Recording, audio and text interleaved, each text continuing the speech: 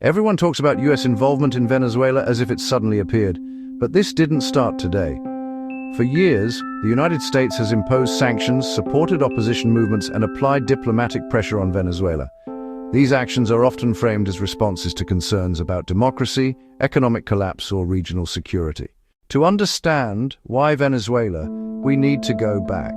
The complex relationship between the United States and this South American nation is a long, intricate history, rooted in the geopolitical and economic realities of the 20th century. To grasp today's events, we must peel back the layers of the past. Venezuela has long been strategically important to the United States, not because of ideology, but because of oil. Beneath its soil lies the world's largest proven crude oil reserves, a fact that has dictated its foreign policy for generations. This immense natural wealth has been both a blessing and a curse, attracting foreign interest and making the nation a focal point of strategic competition. By the early 20th century, US firms like Standard Oil played a major role in Venezuela's oil industry. They brought capital and technology that transformed Venezuela into a leading global oil exporter. But it also meant control over this vital resource was largely in foreign hands.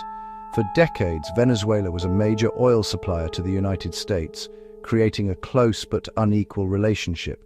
A steady stream of tankers carried Venezuelan crude to American refineries, fueling the US economy. This dependency fostered strong economic ties, but the power dynamic was skewed. Washington viewed Venezuela as a reliable partner within its sphere of influence. Stability mattered, predictability mattered, and access to energy mattered most. For American foreign policy, the primary objective was to ensure the uninterrupted flow of oil. Any political movement in Venezuela that might threaten this flow was seen as a potential threat to US national interests. Everything changed in 1999 when Hugo Chavez came to power. His election marked a seismic shift. Chavez, a fiery populist, promised a Bolivarian revolution to reclaim the nation's oil wealth for its people and challenge US influence. The era of quiet cooperation was over, and a new confrontational chapter was about to begin. When Hugo Chavez came to power, he initiated a profound transformation of Venezuela's oil industry and its foreign policy. His vision was clear: to reclaim the nation's most valuable resource from foreign interests and use its wealth to fund his Bolivarian revolution.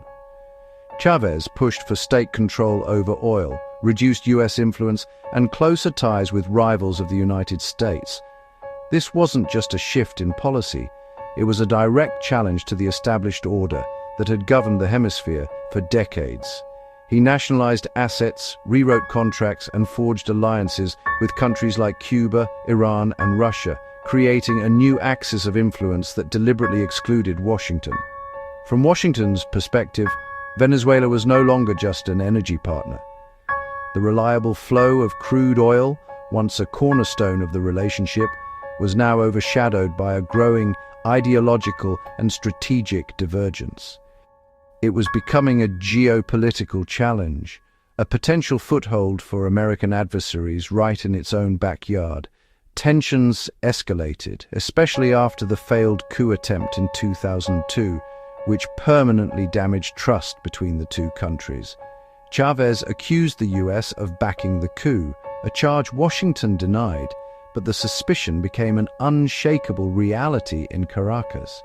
This event marked a point of no return, hardening positions on both sides and setting the stage for years of confrontation, sanctions, and mutual recrimination. After Chavez's death, Venezuela entered a period of deep crisis. The economic model, heavily dependent on high oil prices and state control, began to crumble under his successor, Nicolás Maduro. Hyperinflation, shortages, and a mass exodus of its people defined the post-Chavez era, deepening the country's isolation and escalating the standoff with the United States into a full-blown humanitarian and political catastrophe. Oil production collapsed, hyperinflation took hold, political polarization deepened. As Nicolás Maduro consolidated power, the United States shifted from criticism to open pressure. Economic sanctions were imposed, diplomatic isolation increased, opposition leadership was formally recognized in 2019. Officially, these actions were framed as support for democracy. Unofficially, they were also about influence, credibility, and control in the region. Beneath the surface of Venezuela lies a staggering geological treasure. The nation holds some of the largest proven oil reserves in the world, a vast ocean of black gold estimated at over 300 billion barrels. This immense natural endowment places it ahead of traditional oil giants like Saudi Arabia, making it a pivotal player in the global energy market. For decades, this resource was the engine of the nation's economy, funding its development and social programs. But this wealth is also a heavy burden, a source of immense power and a magnet for international competition and conflict. Who controls that resource and who benefits from it has global consequences.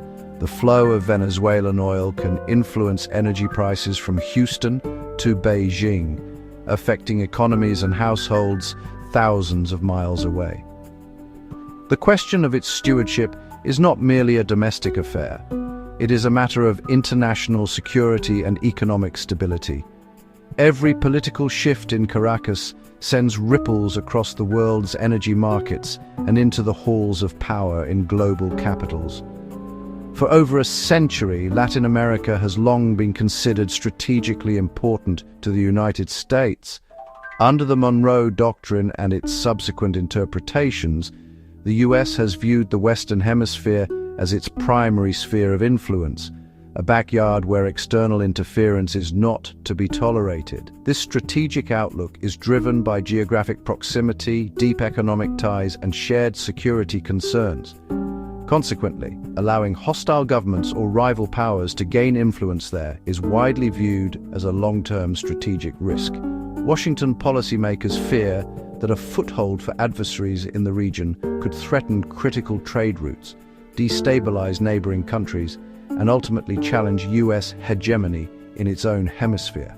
The prospect of a rival power establishing a military or significant economic presence so close to American shores is a scenario that has shaped US foreign policy for generations. It is within this tense geopolitical context that Venezuela's recent history unfolds. Venezuela's cooperation with countries such as Russia, China, and Iran added a wider geopolitical dimension to what began as a domestic crisis. These alliances, forged through oil deals, debt, and shared anti-American sentiment, provided a lifeline to the struggling Venezuelan government. But for the United States and its allies, they represented a direct challenge, transforming a regional issue into a complex global standoff with far-reaching implications. What happens in Venezuela isn't just about one country. It reflects how great powers protect influence, how resources shape foreign policy, and how historical decisions constrain present options. The methods may change. Sanctions instead of invasions, diplomacy instead of coups, but the underlying logic has remained remarkably consistent. To understand what's happening today, we had to trace where it began. What do you think happens next?